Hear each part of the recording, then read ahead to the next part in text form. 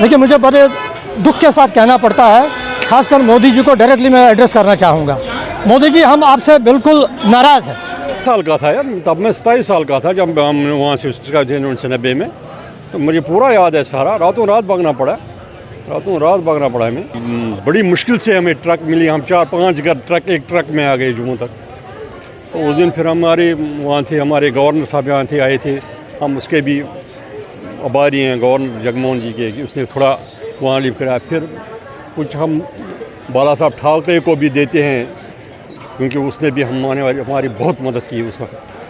ये आज के दौर में ऐसा कोई बंदा ऐसा उठ जाए, बाला साहब ठाकरे जैसा, जगमोहन जैसा, ये मुश्किल ही लग रहा है।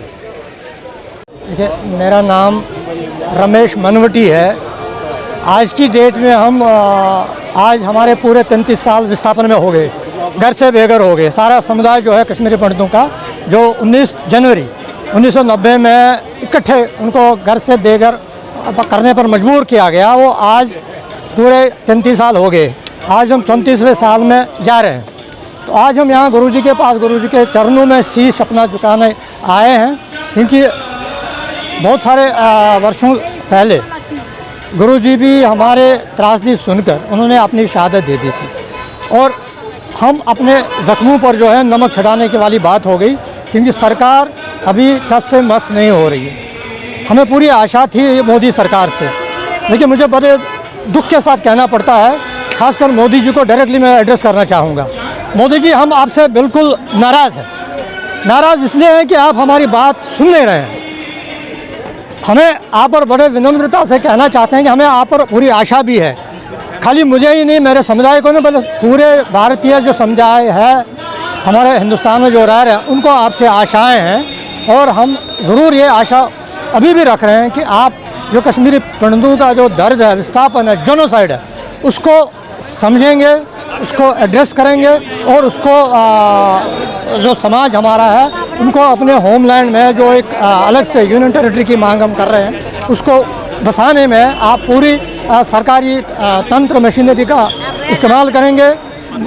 भारत के हक में संविधान के तहत हम अलग कोई चीज़ नहीं मांग रहे हैं।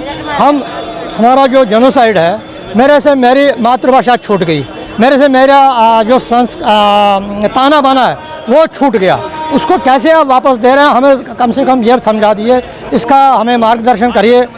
मोदी जी, आपसे विनम्र, हमारे भाई बहन जम्मू में कैंप में पड़े हैं, हज़ारों एम्प्लॉइज़ जो आज की डेट में धरना पर बैठे हैं, उनका वेतन नहीं मिल रहा है।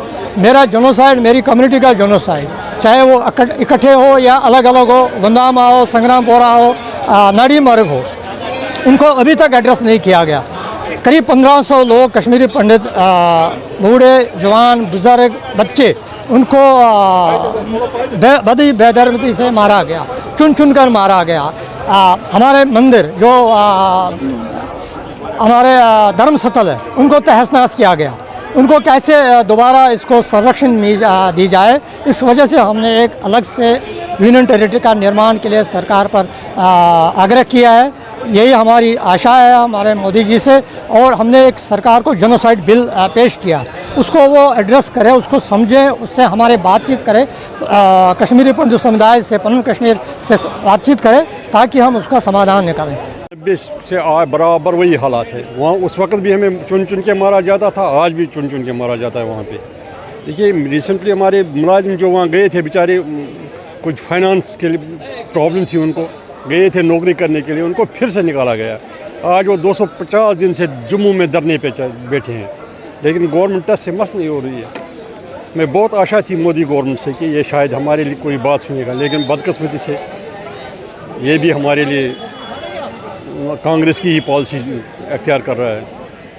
क्या थी वो जिस दिन वो वहाँ तमाम मस्जिदों में नारे लगे थे कि आए काफिर वाई ज़ालिमो, कश्मीर हमारा छोड़ दो। रातों रात तकरीबन लाखों लोग निकले थे सड़कों पे कलशन को रेफरेंस दे के, तो हमें भागना पड़ा वहाँ से, हमें छोड़ना पड़ा वहाँ सारा कुछ। तो हम इस दिन को याद करते हैं, निष्कासन दिवस के रूप में हम याद करते हैं।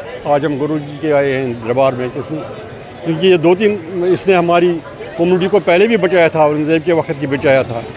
आज हम फिर इसके चरणों में आए हैं कि ऐसा कुछ हो जाए ताकि हमारी फिर से हम बच जाए। देखिए न्याय की प्रक्रिया बड़ी धीमी है, मगर एक बात की जो कहीं ना कहीं हमें जिससे ये शक्ति मिलती है वो लोगों का समर्थन है कि भारत के जो नागरिक हैं आज वो समझते हैं कश्मीरी हिंदू की पीड़ा को, और वो जानते हैं कि जो उनके साथ हुआ है वो अन्याय हुआ और वो न्याय मिलना चाहिए। तो कहीं ना कहीं न्यायपालिका और सरकार पे दोनों पे जनता का दबाव बढ़ता जा रहा है कि कश्मीरी हिंदुओं को उनको न्याय मिले, उनके नरसंहार को एड्रेस किया जाए और उन्हें वापस घर जाने का रास्ता दिखाया जाए।